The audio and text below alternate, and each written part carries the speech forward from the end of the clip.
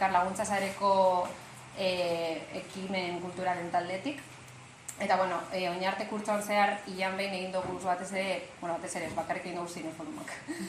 Eta kaina izan da, eta rotasunaren borrokagatik, eta nahi genuen egin eman espazio hau Transmariboio borrokari.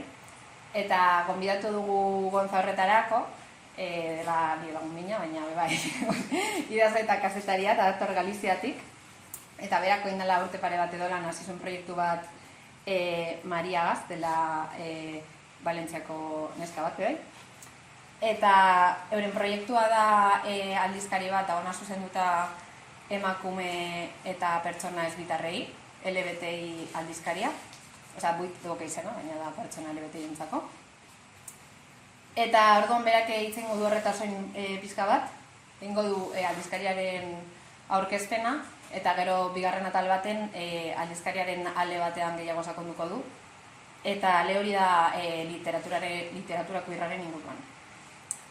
Eta, bueno, paso al castellano. Esta charla la hemos organizado desde el equipo de actividades culturales de Galdakoko Elkar Laguntza Sarea. Durante todo este curso, una vez al mes, hemos hecho una actividad, pero siempre ha sido un cineforum.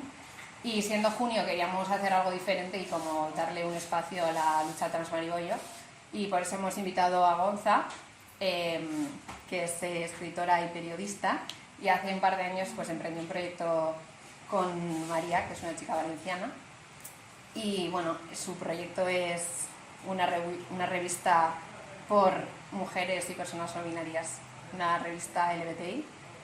Y entonces esta charla se va a dividir un poco en dos partes. Primero va a presentar el proyecto, la revista, y luego en una segunda parte va a ahondar un poco más, va a explicar un poco, va a hablar un poco sobre un número de la revista, sobre la literatura queer.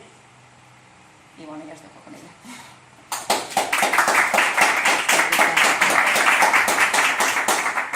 Bueno, gracias por traerme, gracias Anne. Me falta María, es la primera vez que hago esto sin ella, sin María Ginestar, que es mi acompañante en este proyecto, entonces lo voy a ir contando yo sola. Y bueno, como dijo Anne, Buit es una revista principalmente cultural. Al principio poníamos por y para mujeres y personas no binarias LGBTI, pero lo estábamos hablando justo antes y el para me sonaba como mal, porque realmente la puede coger cualquiera, simplemente no son la gente en la que yo estoy pensando cuando escribo, ni yo ni María. Le pusimos de nombre Buit, primero de nada, el nombre es la traducción de la palabra agujero o vacío en valenciano, porque nació en Valencia el proyecto, yo vivía allí, fue donde conocí a Anne, luego ahora lo llevamos desde Valencia y Galicia.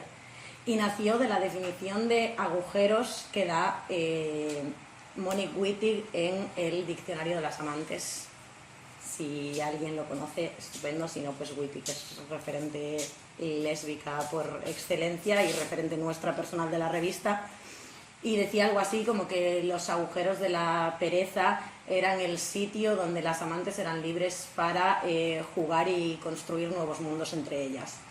Algo así, citando de memoria. Y entonces nos gustaba muchísimo esta idea de vacío que llenar con algo, porque la idea de montar una revista nació de que las dos estábamos trabajando de cualquier otra cosa para otra gente, o sea, colaborábamos en muchos fanzines, yo escribía de manera freelance, ella trabajaba en el archivo LGTBI del Armario de la Memoria de Valencia, del que luego se fue porque hubo problemas con la asociación Lambda y demás, pero no teníamos nada donde de verdad, o sea, teníamos como muchas inquietudes que no teníamos dónde vertirlas nosotras y dónde vertir nosotras las conversaciones de decir, es que me encantaría que alguien hablase de esto. Y con la impulsividad de decir deberíamos hacer esto y un día irnos para casa y hicimos brainstorming de nombre, abrimos una cuenta de email, abrimos una cuenta de Instagram, de Twitter, de todo y tiramos para adelante. Luego, claro, se fue transformando mucho con el tiempo. Ahora mismo el proyecto, o sea, la única parte que teníamos clara era que queríamos que existiese una revista física, pero que en el mundo en el que vivimos no puedes simplemente sacar una revista física sin redes y sin nada que te apoye, básicamente porque es tirar el dinero a la basura, es como mucho más sencillo. A día de hoy la única red en la que tenemos, porque de Twitter nos fuimos bastante rápido porque tampoco nos aportaba nada, esto no es nada nuevo, estamos en Instagram y luego como yo de manera personal sí que me había adentrado en Substack, trasladamos ahí lo que teníamos en Patreon y demás y decidimos ponerlo todo en Substack de manera gratuita. Entonces publicamos ahí los artículos a modo de newsletter, porque también es una plataforma que permite como extenderte un poco más, hay un ritmo como más pausado de publicación, el algoritmo es mucho menos agresivo con publicaciones largas porque está pensada para eso. Y luego utilizamos el Insta a modo de difusión y de cosas como mucho más breves. De la parte de redes se encarga María, porque yo soy un absoluto desastre y yo escribo la newsletter semanalmente. Semanalmente me invento algo que contar y ahí la tenemos. Entonces la parte que sí teníamos clara era que queríamos que hubiese un número en papel. Y al principio de todo estábamos pensando como a qué dedicar el primer número y nos parecía que existiendo tan en el vacío y siendo un primer número y queriendo hacer los monográficos para poder adentrarnos de verdad en lo que quiera que quisiéramos hablar, decidimos tirar un poco de referentes y silencios que existieran para sentar un poco como las bases, un poco de por dónde tiramos nosotras, de quiénes son nuestras referencias, a qué lugares nos dirigimos, para luego en números posteriores, a la hora de ahondar en temas como más concretos y mucho menos amplios, como va a ser el segundo, tener como esa base establecida. Entonces, cosas que tuvimos que pensar para la revista, aparte de la parte burocrática completamente terrible, que paso de puntillas porque es simplemente muy poco interesante, o sea, constituirse como asociación cultural, constituirse de cara a Hacienda para que puedas hacer ventas, pero no eres una persona física, porque además todo el dinero que ganemos lo tenemos que declarar a Hacienda, pero no podemos, o sea, es totalmente sin ánimo de lucro. Todo el beneficio de la revista tiene que irse para la revista de vuelta. Aparte de eso, como nos constituimos en Valencia, pero luego estábamos en diferentes puntos, pues hubo que hacer toda esa gestión. Tuvimos un año de parón realmente. Esta revista estaba escrita en 2024. Salió en 2025, diciembre de 2025, enero de 2026. Porque yo me mudé a Galicia, tuve unos problemas de salud, ella se quedó en paro, toda esa clase de cosas que pues a la gente que no podemos vivir exclusivamente de esto nos pasan continuamente. Cosas de tener otros trabajos y otras ocupaciones que desgraciadamente van por encima porque te pagan las facturas. Pero sí teníamos esta idea de que puestos a hacerlo y puestos a hacer algo que fuera nuestro y no estar colaborando en lo de alguien, lo íbamos a hacer como nos diera la gana de hacerlo un poco. Y hablar de lo que quisiéramos y en el ritmo que quisiéramos. Entonces, yo que vengo de la carrera de periodismo, siempre llega un punto en la carrera en el que te hablan de este movimiento que ahora a día de hoy suena súper romántico y súper idealista del slow journalism, que es este periodismo lento, ultracontextualizado, que es la pieza sobrevive a la actualidad y tiene un valor aunque pase el tiempo. Eso en la vida diaria de una redacción no lo puedes hacer, claramente. Pero decíamos, siendo una revista física, también tiene mucho más sentido hacer esto, porque es un objeto y te lo quedas. Entonces yo tenía como mucho la intención de que fuera esto, de que pudiéramos indagar de verdad en temas. Entonces se escapa bastante de la actualidad más reciente, de los hechos más concretos, obviamente bebe del mundo en el que vivimos. Y luego había una cosa muy importante, que es que a día de hoy, para convencer a alguien de pagar para que se lleve una revista así, o sea, para que se lleve una revista, ya no tiene valor simplemente como revista, sino que lo tiene como objeto. O sea, tiene que ser una cosa pues que te quede mona en la estantería o que esté bien maquetada, que decíamos, si a la gente le vamos a pedir dinero a cambio de algo, tiene que estar bien y xeitosa. Luego la ojeáis todo lo que queráis, está preciosa por dentro, pero he de decir que toda la parte del trabajo de maquetación y demás le corresponde a María. Ella lleva la parte de maquetación, hay textos escritos por ambas, que ahora pasaré por ahí, pero ella lleva un poco más la parte imagen y estética, y yo llevo un poco más la parte de edición de texto, aunque las decisiones editoriales se tomen de manera conjunta. Entonces, cuando empezamos para lo de los referentes y demás, tampoco queríamos que fuera una cosa como súper trillada, de decir, necesitamos referentes porque, ¿sabes? Un mensaje como muy, muy light, y dirigirnos directamente a 4 películas y 4 referentes muy obvios. Nos interesaba también poder hablar con gente que tuviéramos cerca, y además, ya que estábamos hablando de vacíos, intentar recoger experiencias y luchas con las que igual no estábamos tan conectadas y que efectivamente nos parecía que necesitaban un poco más de voz.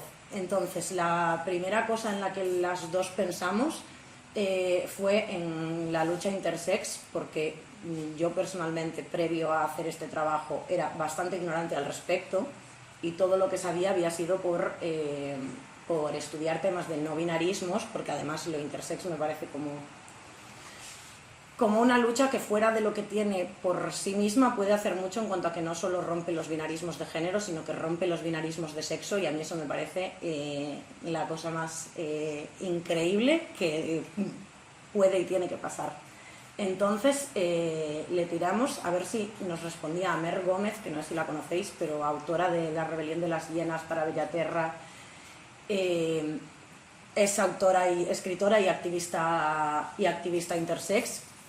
Entonces le hicimos una entrevista en profundidad a ella, y luego decidimos hacer un fotoreportaje, que esto a mí me hace mucha ilusión.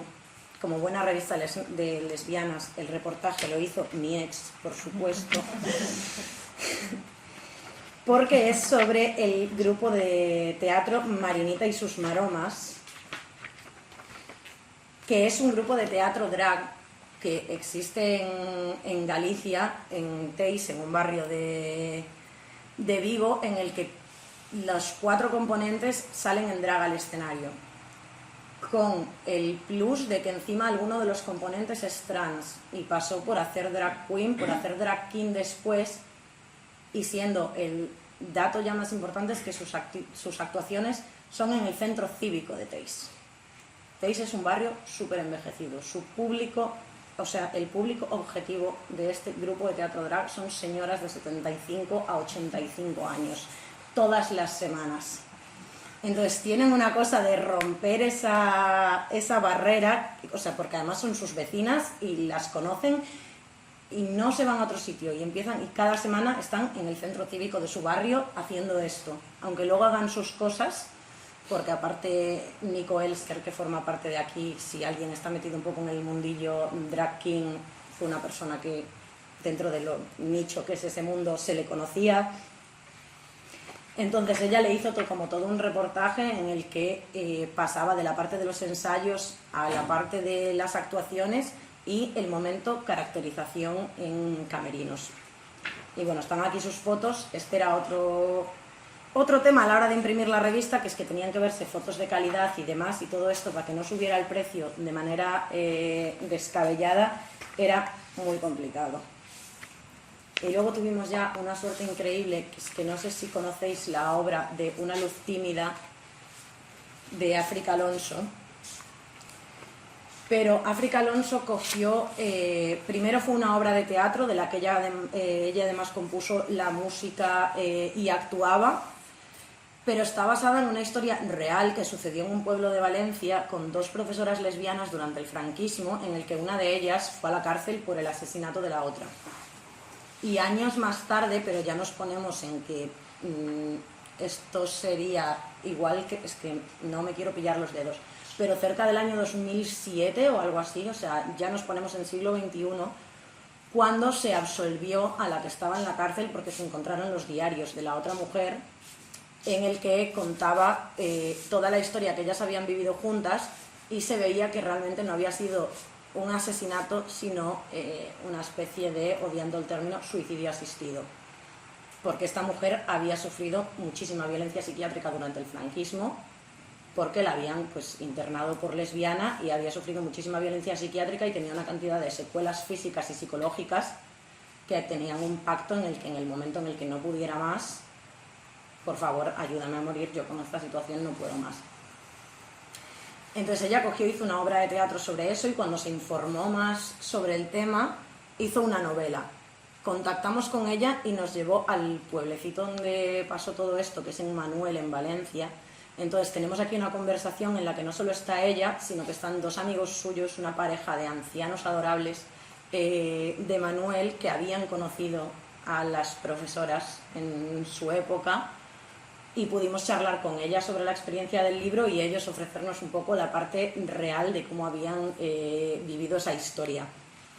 Entonces fue una cosa, o sea, generosísima por su parte y preciosa, porque nos fueron además enseñando todos los lugares donde había sucedido, situándonos los de la novela y nos pudimos acercar un poco más ahí.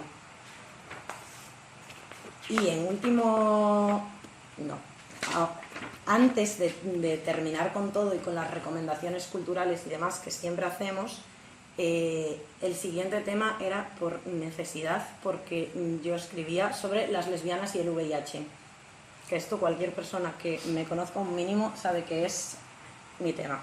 He venido a hablar de mi libro. Yo hice el TFG y el TFM. Primero hice el TFG en relación al VIH durante los primeros años de la pandemia del VIH, centrado en colectivos vulnerables, pero sin darme yo cuenta, de manera casi inevitable, acabó siendo una cosa muy masculinizada. Y entonces luego en mi TFM decidí centrarlo directamente solo en las mujeres y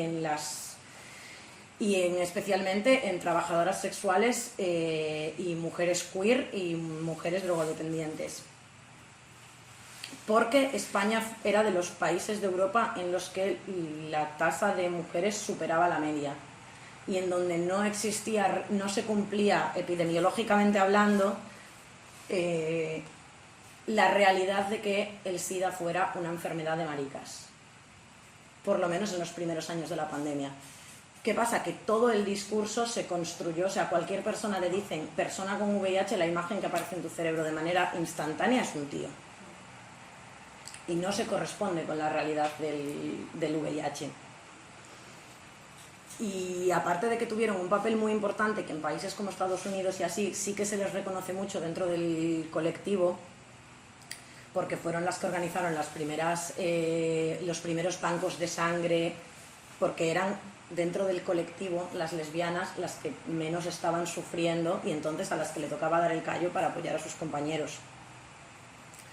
¿Qué pasa? Que aquí, que todo eso nos llegó más tarde y que el movimiento LGTB, dado que cuando empezó la pandemia del SIDA, Franco llevaba muerto 3 días, le tocaba coger todavía, la parte de las lesbianas y el VIH se ve un poco así desde lejos. Y nunca aparece además, o sea, de hecho yo en mi investigación del TCM encontré 0 noticias en 16 años de prensa que hablasen sobre lesbianas y VIH y los posibles riesgos que tuvieran, lo cual implica que tampoco tenemos ni idea de cómo protegernos, de qué hacer con nuestra sexualidad.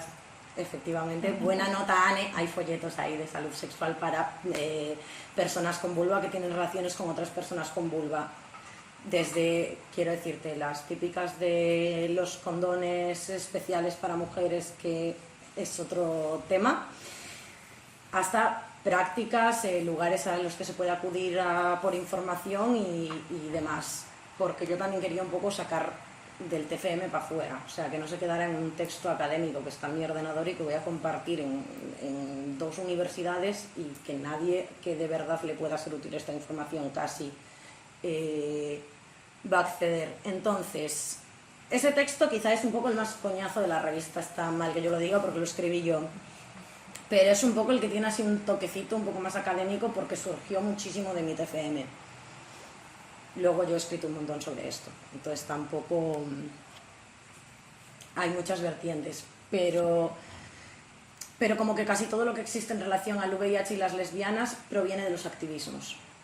A nivel prensa, a nivel comunicación y a nivel pura ciencia de saber cuál es el porcentaje, con qué prácticas es más fácil transmitirlo, menos. Es una cosa en la que estamos como totalmente vacías de contenido cuando luego es una pandemia en la que cumplieron una labor que muchas veces era la labor que le tocaba cumplir a instituciones, o sea, y lo hicieron las lesbianas desde el activismo muchísimas veces, no solo las lesbianas, pero que ellas estaban especialmente abandonadas del discurso y aún así dieron muchísimo el callo. Y aparte, pues yo voy a defender a mi gente. Luego, claro, no todo es color de rosa. Obviamente esto tiene pequeños defectos. Se nos ha quedado una revista blanquísima, por ejemplo.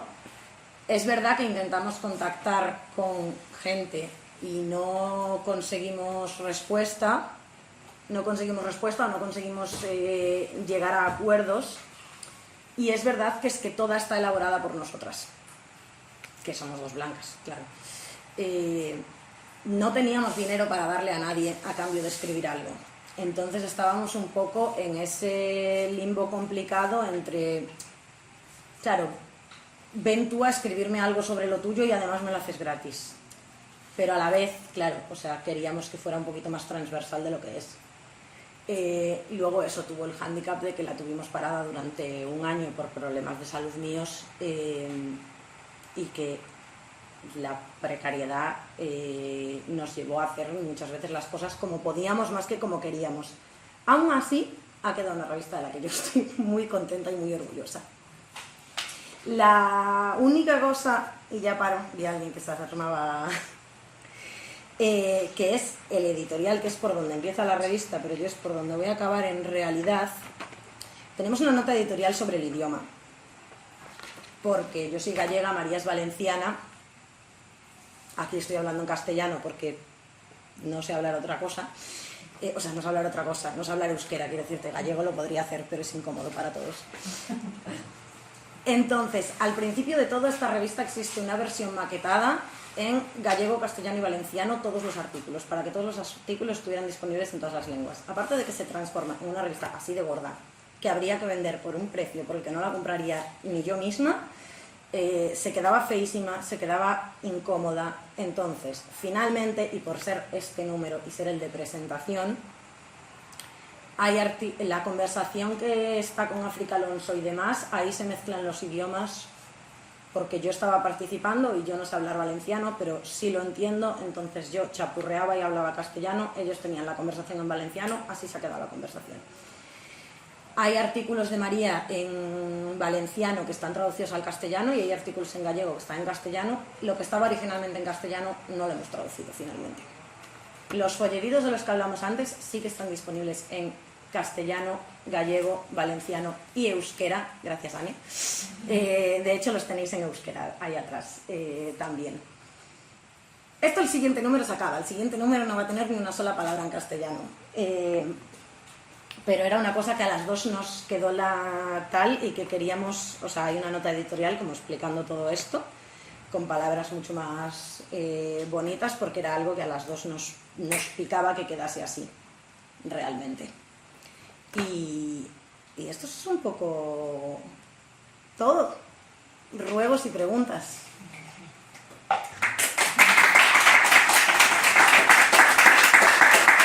Hablé rapidísimo.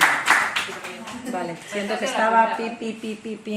Estoy acostumbrada a ser dos. Yo tengo una pregunta. Dime. Sobre el proceso de hacer la revista, ¿pensasteis, ya que no teníais presupuesto para pedir a alguien que escribiese por vosotras una cosa suya, pensasteis en utilizar el formato de la entrevista para a través de la entrevista poder escribir el artículo sin necesidad de que ella tuviera que hacer un trabajo de...?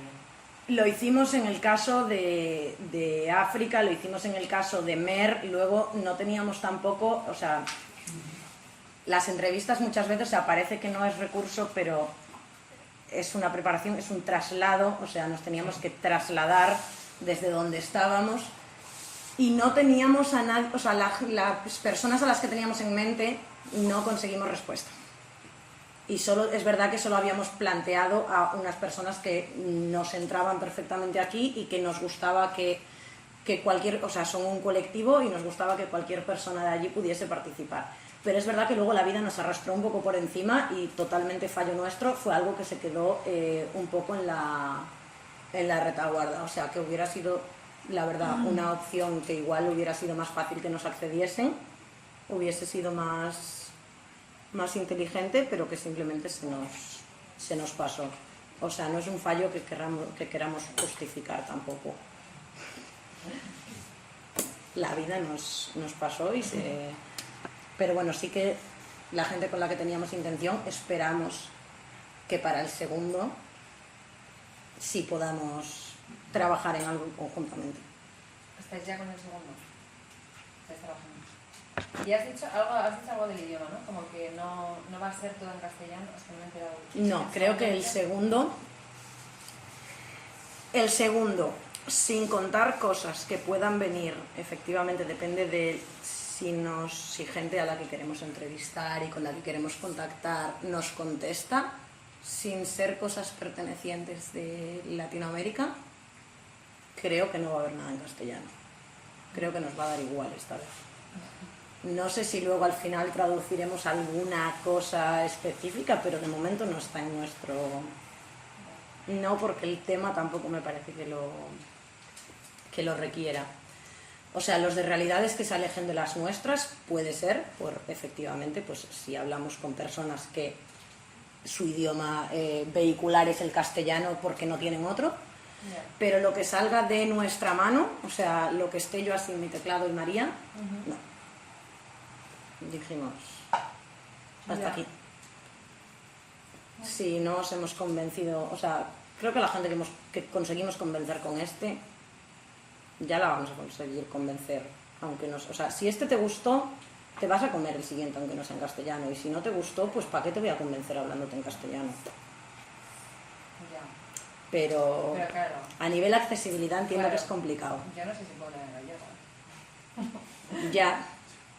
A ver, leerlo, Sí. En portugués, italiano, cualquier cosa sirve. No lo sé, es una cosa que estamos todavía, o sea, y yo ahora hablo desde primeros estadios y luego igual le damos 80 vueltas y al final acabamos decidiendo que no, y yo fui aquí de boca chancla. Pero es que es muchísimo trabajo traducir una revista entera. Total. O sea, es como sumarle un trabajo para una cosa que ni siquiera estoy convencida de querer hacer. ¿Sabes? Entonces, si al final sí que encontramos como en nosotras las razones y los motivos por los que decidimos que queremos traducirla, sí. ¿Sabes? O si vemos que finalmente es necesario para hacer llegar X mensajes. Pero el hecho de que toda esté traducida porque sí requiere una cantidad de trabajo que no... O sea, quiero decirte, María escribe todo en valenciano y a mí me pasa sus newsletters y sus cosas en plan, hola, toma, búscatelas. Os prometo que se puede. Pero bueno, sí que entiendo que puede ser menos accesible, sí. Pero claro, nos vamos al debate de siempre. Sí. ¿Me traduzco para que sea más accesible? Claro, es que te pregunta alguien que hable euskera, que eso sí que... Si no claro, correcto. Eso sí que nos pasó con la revista. O sea, por ejemplo, traducirla al euskera no estaba en nuestro... Porque ahí sí que ya teníamos que 100% pagarle a alguien para que tradujera esto al euskera. O sea, ni es algo que vayas a pedir de favor, ni es algo que estuviera en nuestras manos. Igual que todo lo que está en catalán está en valenciano y ya, porque es... O sea, y es traducción nuestra, que no somos traductoras profesionales, simplemente somos nativas en... O sea, seguro que se cuela, ¿sabes? Que se cuela algún zapatazo. Tengo una pregunta. Ahí en el subtítulo pone jauntología... De todos nosotros, es verdad, no expliqué la segunda parte. Nosotros llegamos un poco también al concepto del vacío y demás... a raíz de El fantasma lesbiano de Bárbara Ramajo. Porque las dos, o sea, bueno, yo me lo leí, María se leyó mi edición después de mí. que habla efectivamente que es o sea, ella coge el término de la jauntología, que es este rollo de como explicado todo en palabras de cocina, por favor, si hay algún politólogo en la sala, o sea, que me meta una patada y lo explique él.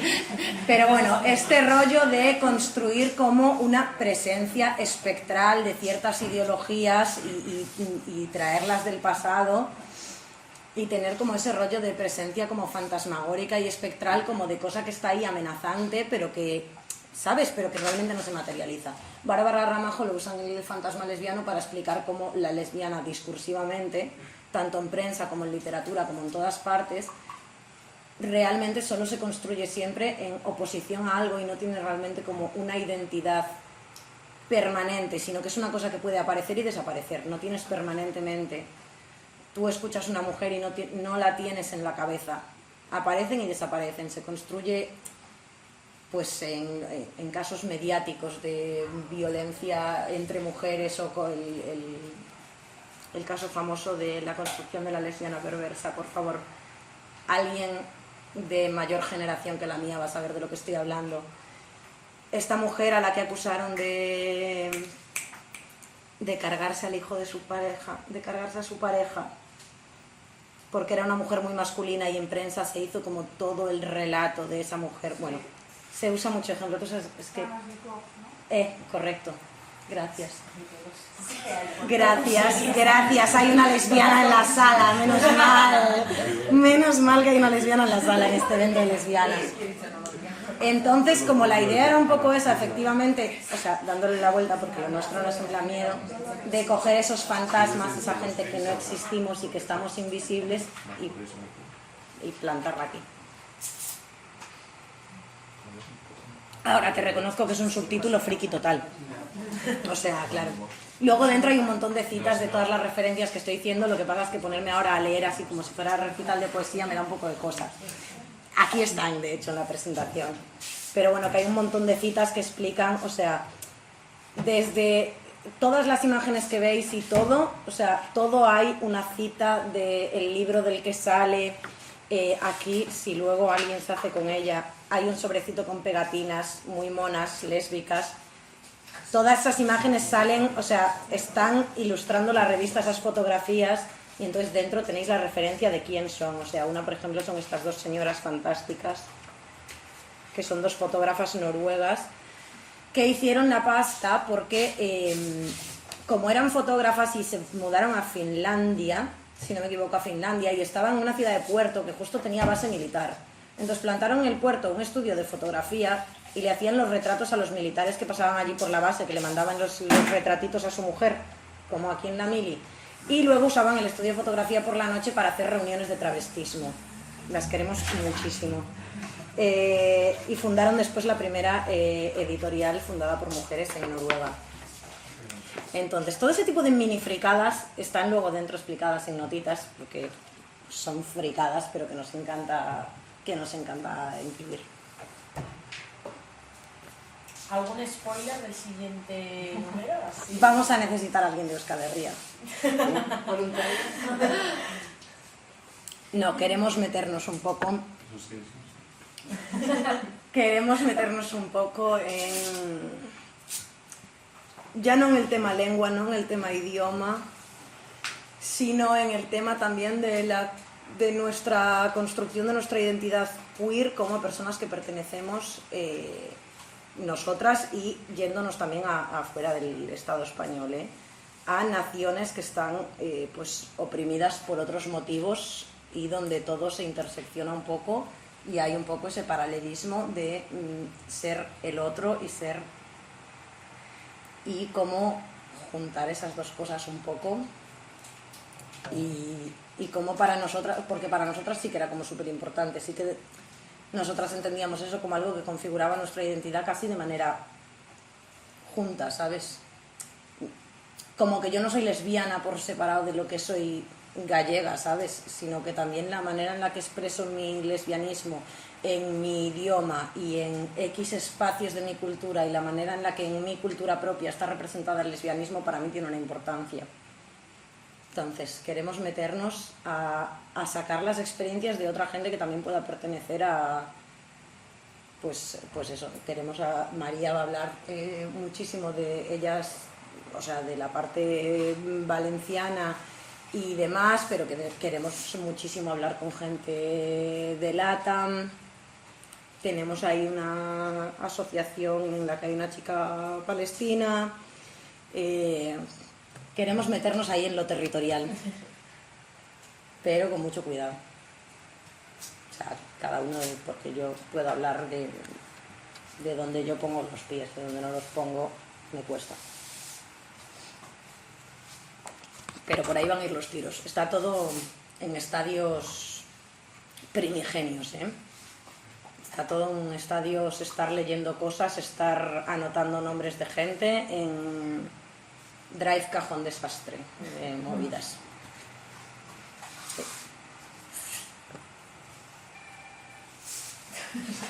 Coja, amor, coge.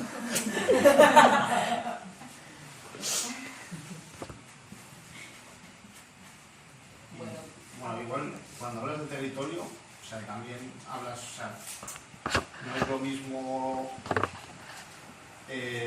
ser, ¿no?, lesbiana o lo que sea, por ejemplo, en una ciudad donde hay más libertades. Correcto.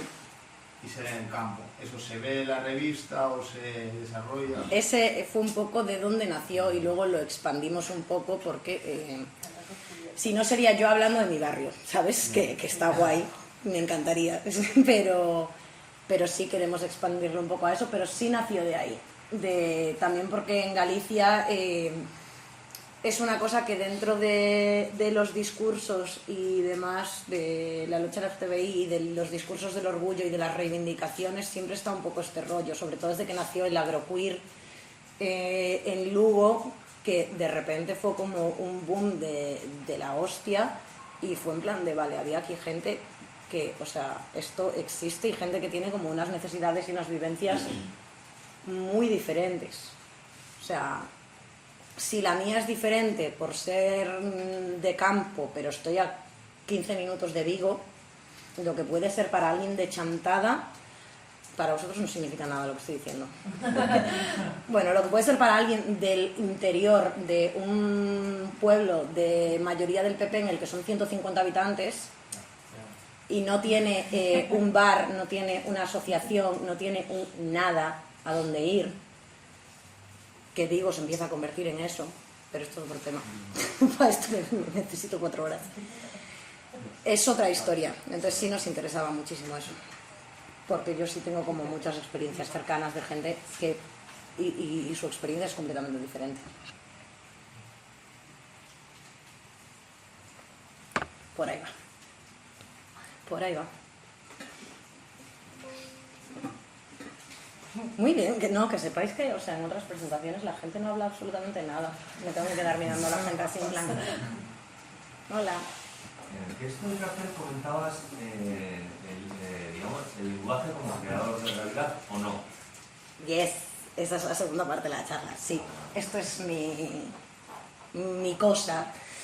No es mi cosa realmente, pero sí que veníamos a hablar de eso porque la revista, o sea, empezamos como revista cultural principalmente también por no meternos en jardines. O sea, ella viene de las bellas artes, yo hice muchas cosas de comunicación cultural y Anne dijo soy escritora, a mí me parece una palabra muy fuerte, pero escribo cosas. Claro, es verdad, por lo cual aplica, pero a mí me sigue sonando como muy fuerte. Y sí que tuve fuera de la universidad, para unas charlas que investigar un poco el tema del lenguaje no binario, y buscando en ese tema me interesaba un poco ya salirme porque en Galicia es verdad que también es un temazo porque no tenemos como una... Claro, vosotros no tenéis género en euskera, ¿no? En el idioma. Vais por delante. O sea, un marrón del que os librasteis estupendamente.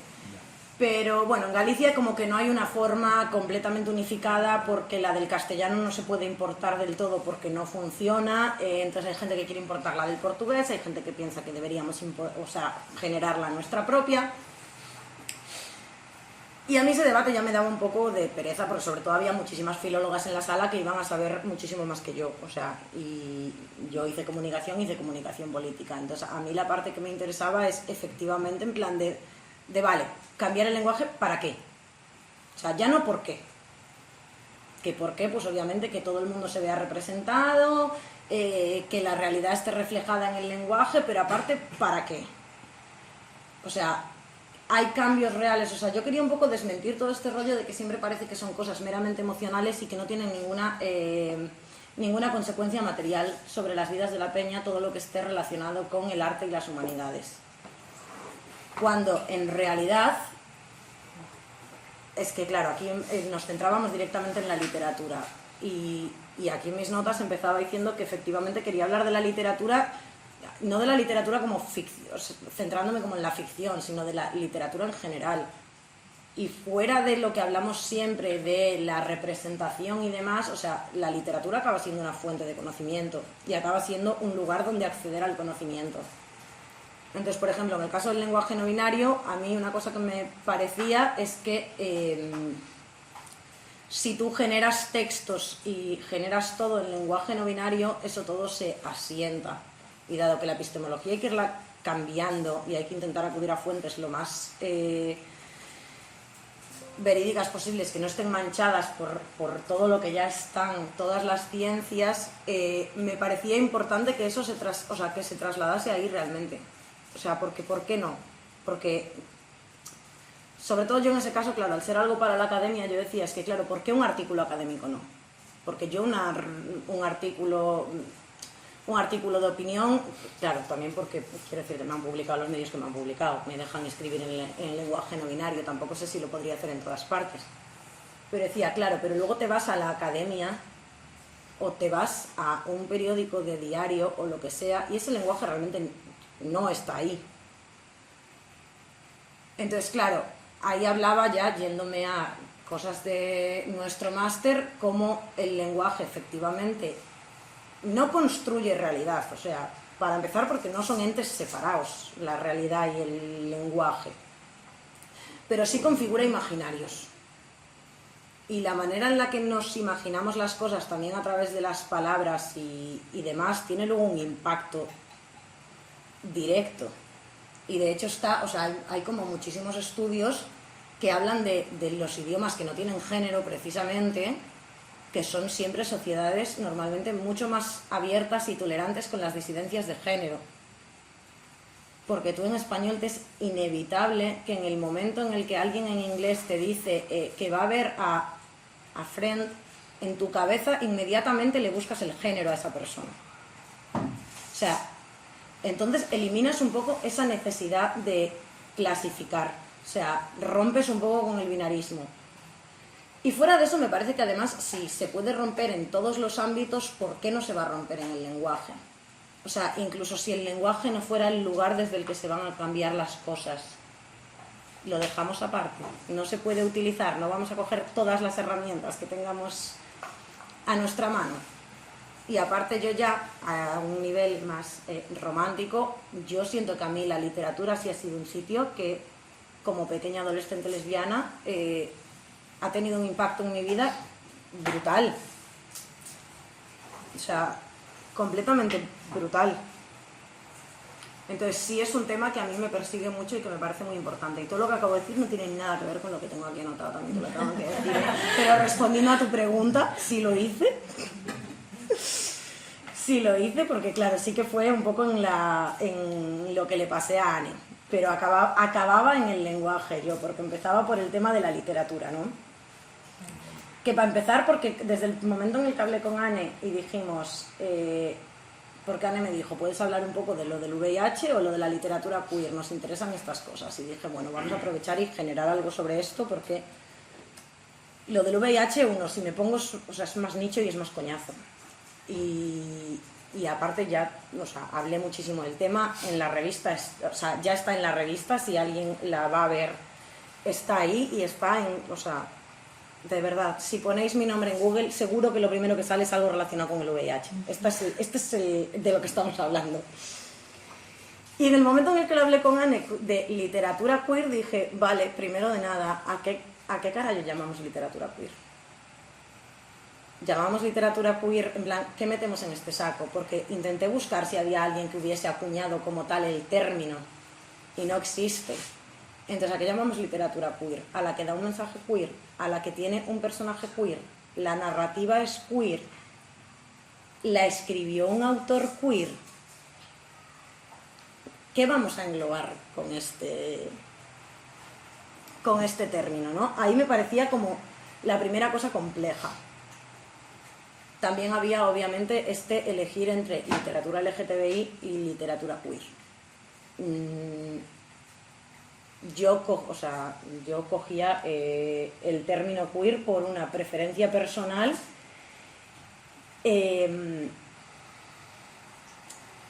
y por la falta de rigidez, o sea, por ser una cosa mucho menos rígida y que creo que efectivamente de nuevo rompe mucho más con el binarismo y en el que puede haber cabidas a muchas experiencias queer que seguramente igual no encajan de manera exacta con esas letras.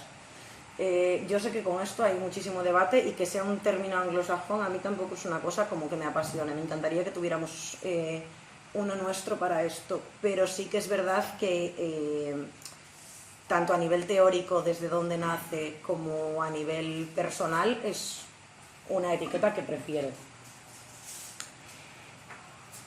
Pero, hablando directamente, yéndonos a lo de literatura, yo no la definí de ninguna manera aquí, y todo esto yo traigo 4 referencias sueltas, 4 opiniones sobre los debates, y los epígrafes son preguntas, por si alguien ilumina. O sea, no voy a dar ninguna respuesta en esta charla, esto es lo que vengo a decir.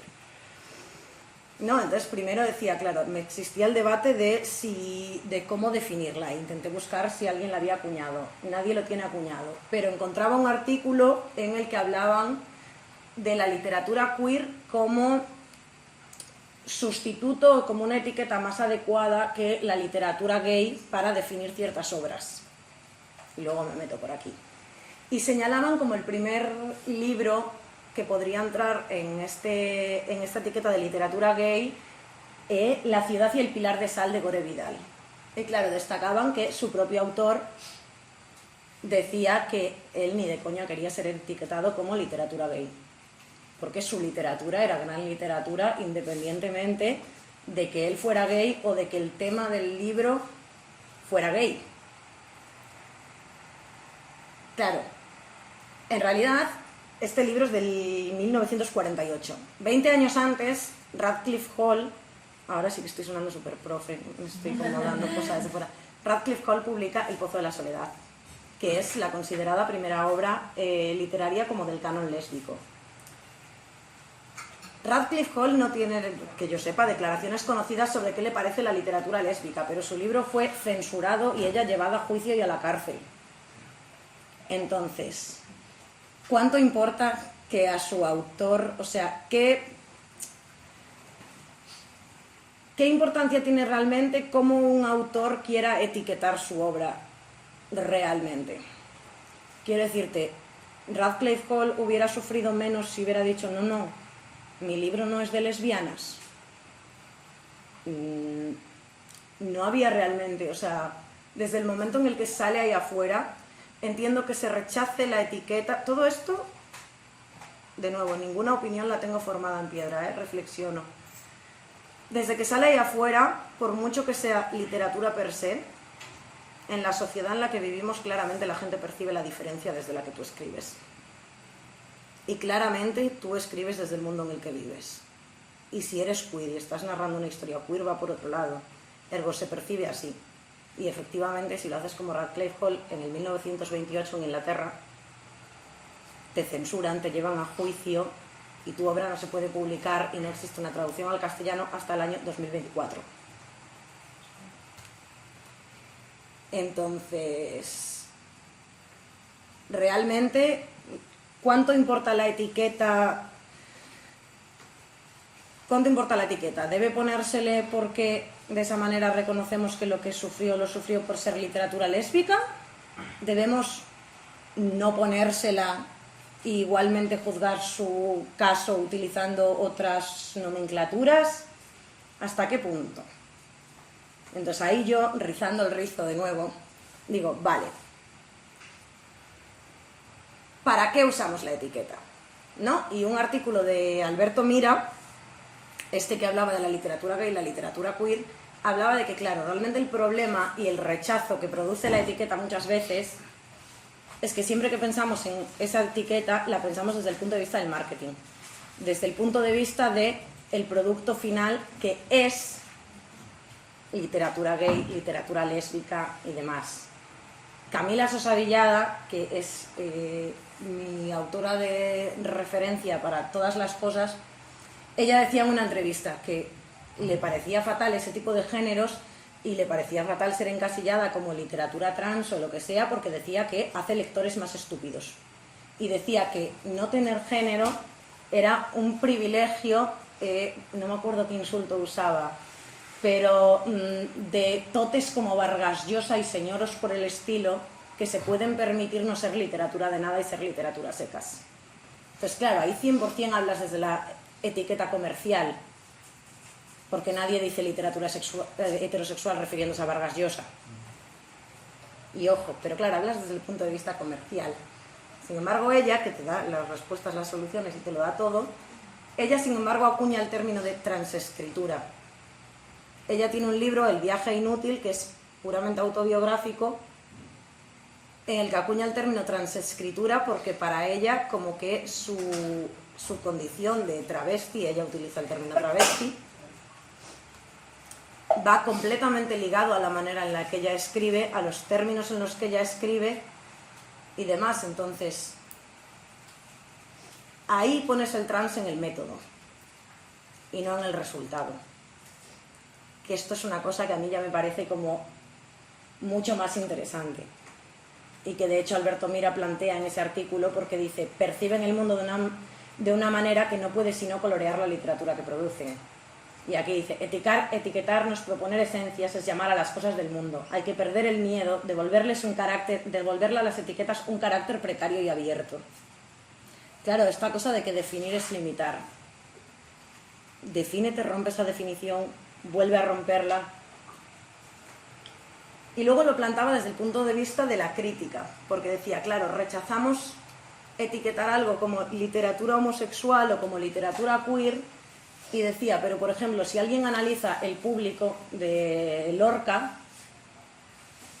¿por qué no es importante, contando que es una obra que se escribe en los años 30, destacar que sea literatura homosexual, cuando sí que vas a destacar que pertenece al movimiento del surrealismo? ¿Realmente vas a poder hacer un análisis verídico de la obra si ignoras ese contexto?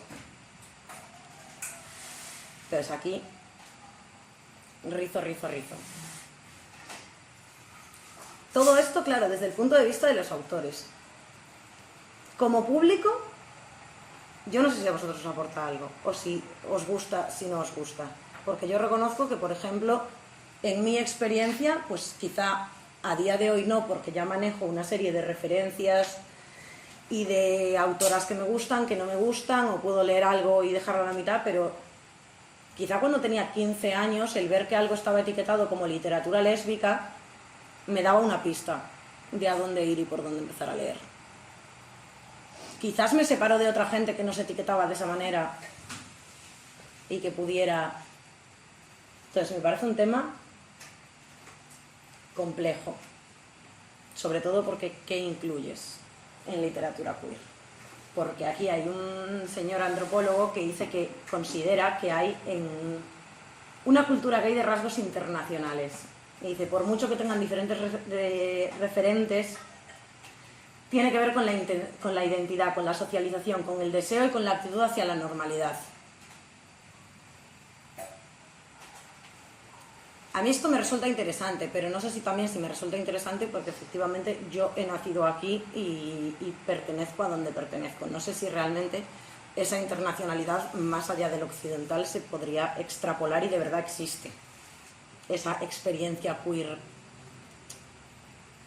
Yo siento que, a no ser que alguien viva en unos mundos de Yuppie que no conocemos, pienso que hay algo emocional que quizás sí puede llegar a ser común. pero me cuesta. Pero como todas universalizaciones y generalizaciones, o sea, va a existir. Y no sé si me queréis colaborar en esto, porque ya os dije que no tengo respuestas, o sea, puedo seguir tirando preguntas al aire. Pero bueno, claro, yo terminaba después con, o sea, cuando se habla muchísimo de la representación y demás, que es como ya la palabra repetida por o sea, ya saciedad absoluta, pero claro, que efectivamente, o sea, cuando estamos hablando de literatura queer nos podemos estar refiriendo al género literario como tal, que es pues de lo que hablaba Camila Sosa Villada y que es una cosa que efectivamente muchas veces se usa desde el marketing y que te separa. También estaría bien ver por qué nos molesta desde el marketing. Ahí dejo. A las figuras retóricas, que ahí ya sí que se va a lo que ya hablaba de la transescritura, del método, el cómo, desde esta identidad no escribo igual, de las mismas cosas, porque además ella hablaba mucho, acuñaba el término porque decía que claro, en los momentos en los que aprendió a escribir y en la casa violenta en la que ella vivía, como que ella se escondía para dos cosas, que era para escribir y para travestirse. Entonces en ella compartía como ese encierro y ese tal, y de hecho el libro empieza como con una frase increíble que es en plan de sobre las piernas de mi padre escribo las primeras palabras de mi vida que son mi nombre de varón, y usa su dead name y lo escribe en el propio libro. Entonces claro, ahí te vas puramente a la entraña, y luego efectivamente se puede referir ya al puro contexto. Yo creo que es inevitable, como siempre que se debate sobre cualquier tipo de etiqueta, o sea, creo que no es diferente a cualquier otro debate de las etiquetas. También podríamos debatir en plan, ¿y para qué necesito yo decir que soy lesbiana?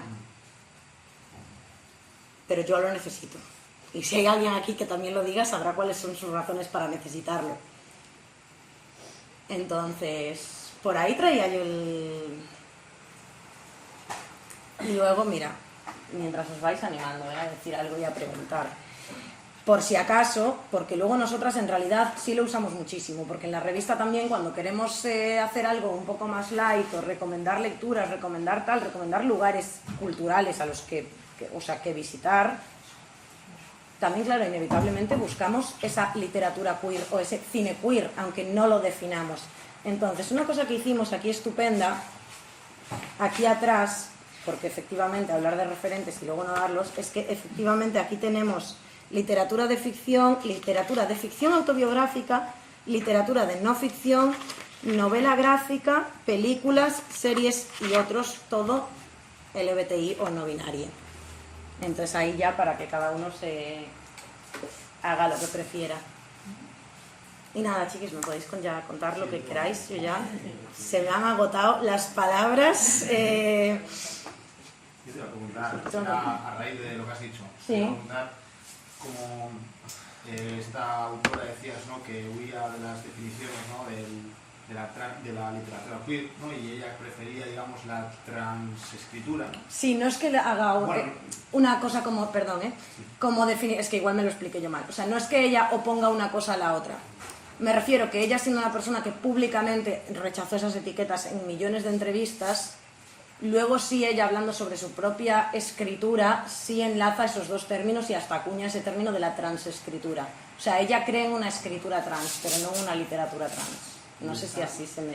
Y esta transescritura se podría, digamos, a la persona, digo. O sea, digamos, en vez de... O sea, no sé si me explico bien, pero si al final el método, ¿no?, digamos, le da unas características, digamos, a lo que está escribiendo, lo que sea, eso mismo en la persona, por ejemplo, la transescritura, pero la transvivencia de tu sexualidad o de tu identidad, lo que sea. Creo que no te he entendido bien la pregunta. O sea, digamos... O sea, de llevarlo al método, o sea, de que sea... Yo creo muchísimo en eso, por eso también es por una de las cosas que prefiero lo de queer a lo de LGTB, porque me gusta pensarlo igual que el feminismo o que cualquier otra cosa así, no como una cosa que resulta, sino como un método de hacer las cosas. Y luego te pueden salir mejor peor, pero desde, o sea, la intencionalidad desde la que nace, las experiencias desde la que nace, el objetivo político desde el que nacen las cosas que tú estás haciendo. ¿Sabes? Luego la puedes liar parda y que, pues, ¿sabes? O sea, yo, por ejemplo, mi libro objetivamente no sería literatura queer. Para mí es súper queer porque lo escribí yo, porque sé que toda mi identidad está ahí y porque, aunque esté hablando de mi abuela muerta, habla de mi relación con ella como persona lesbiana y como persona fuera del armario con una persona de 80 años. ¿Sabes? Entonces, para mí son cosas que son completamente inseparables. O que deberían serlo. No creo que la vida de todas las personas lesbianas sea así. Ni que todas las lesbianas quieran que sea así. Pero para mí sí es una cosa que no puede escaparse que no puede escaparse de manera de que, en el sentido de que no soy capaz, y que no puede escaparse en el sentido de que tengo la vista puesta en que efectivamente no se escape. Creo que no te respondí en absoluto. Sí, yo creo que sí. ¿Sí? Perfecto. Puedes hablar un poco de tu libro también. La tía, qué falsa. Mi amiga la primera fila, no me lo puedo creer. No me lo puedo creer. Menudo bajón, además. Un libro súper bonito. O sea, tengo un libro, es un poemario, o sea, poemario y tiene alguna parte de prosa poética porque es literalmente transcripción de diario, que básicamente habla de mi relación con mi abuela desde que mi abuela está enferma de cáncer hasta que se muere y después de su muerte. Entonces, pues no es muy agradable ni muy divertido, como se puede ver. Me estoy haciendo perdón. Me pongo un poco seria. Es que es un tema sensible. Pero yo tenía con mi abuela una relación que me imagino que luego todo el mundo piensa que no, pero la mía con mi abuela era diferente. No, pero yo lo pasé peor que los demás. Pero yo tenía una relación con mi abuela muy horizontal. En el sentido de que para mí era mi amiga, casi más que mi abuela. Y efectivamente mi salida del armario para mí fue una cosa muy significativa en mis vivencias con ella, porque amplió nuestra amistad también, porque de repente, o sea, yo llamaba a mi abuela si tenía una cita, ¿sabes? En plan, este tipo de relación te quiero hablar. Y mi abuela, pues le detectaron un cáncer terminal y duró 7 años y medio desde el diagnóstico, que es muchísimo, por si alguien no está familiarizado con la movida. Entonces, yo cuando mi abuela se murió, pues un poco o sea, lo digo como de la manera más light que puedo, pero literalmente no sabía qué cojones hacer con mi vida. O sea, yo no entendía el mundo, me parecía, o sea, se me vino muy grande, no podía comprender nada. O sea, no podía comprender que yo me tuviera que levantar a la mañana siguiente e ir o al trabajo o a la universidad o a donde cojones me tocara y que todo el mundo hiciera lo mismo cuando esto había pasado. O sea, me parecía una cosa como completamente devastadora. Y entonces, igual que hay gente que pues revisa fotos de la gente a la que perdió o lo que sea, yo también en ese que no me comiera solo la parte triste de que mi abuela se hubiera muerto, pues empecé como a recopilar todos los poemas y demás que yo le había escrito a mi abuela cuando estaba viva y que hablaban de momentos entre las dos pues agradables. Y nada, luego, o sea, yo siempre escribí en diario, no es que lo empezara a llevar por esto, pero claro, pues claramente esto era un poco el monotema en aquel momento. Y en algún momento empezó a ser un PDF de bastantes páginas y empezó a estarse contando una historia y alguien me mandó una publicación de una editorial en la que recibían manuscritos y lo mandé. Y salió bien. Y de alguna manera una editorial valenciana me publicó un libro medio en gallego, medio en castellano sobre mi abuela. Y entonces fue pues así un pequeño homenaje que pude hacerle, homenaje a medias porque a ella le hubiera completamente horrorizado, total y absolutamente, igual que a la mitad de mi familia. que solo les gusta a medias, pero sí, fue algo muy bonito que me pasó. Y, o sea, fue algo muy doloroso que me pasó, pero que me dio para algo bonito después. Prefería no publicar el libro y tener abuela, pero... Bueno, perdón, es que me pillaste a pie cambiado para hablar de este tema. Pero bueno, que se llama Funeral de Estados, a todo esto, sí, genial haciendo marketing, no había ni dicho el título. Se llama Funeral de Estados mira, sí, anécdota graciosa, porque a mi abuela en el hospital la llamaban la ministra. Porque tenía la habitación siempre llena de gente a la que no paraba de darle órdenes, cito textualmente. Entonces, efectivamente, dado que para mí ese era un poco su estatus, y yo esperaba un poco, pues efectivamente, un funeral de Estado y que el mundo se puto paralizase en el momento en el que ella faltase. No solo un país, o sea, estados plural, todos los estados, y además tampoco estado, viniendo de donde yo vengo. Un guiñito, un asterisco, si eso está guay. Y así fue. Y así fue. Así que nada. Libros no tengo, solo tengo revistas. Si os interesó la revista, está aquí. La podéis adquirir por el módico precio de 12 €. Sé que no es el precio más barato del mundo. Os juramos por Dios que no se puede hacer de otra manera.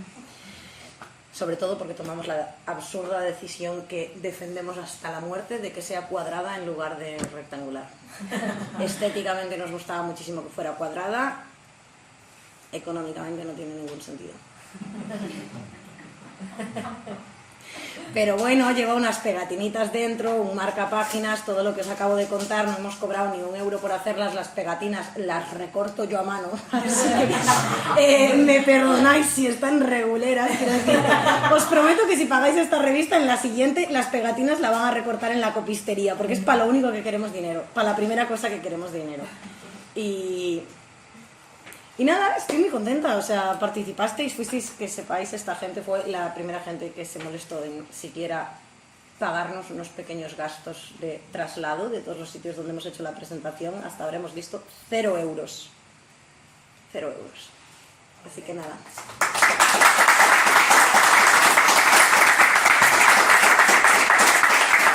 Y estoy en mis únicos 4 días de vacaciones, ¿vale? De todo el verano. Trabajo en un bar, o sea que por favor, dejad a una niña cumplir sus sueños. Si os interesa, comprad una revista. No, y los folletitos los tenéis por atrás, ¿vale? Para ojearlos.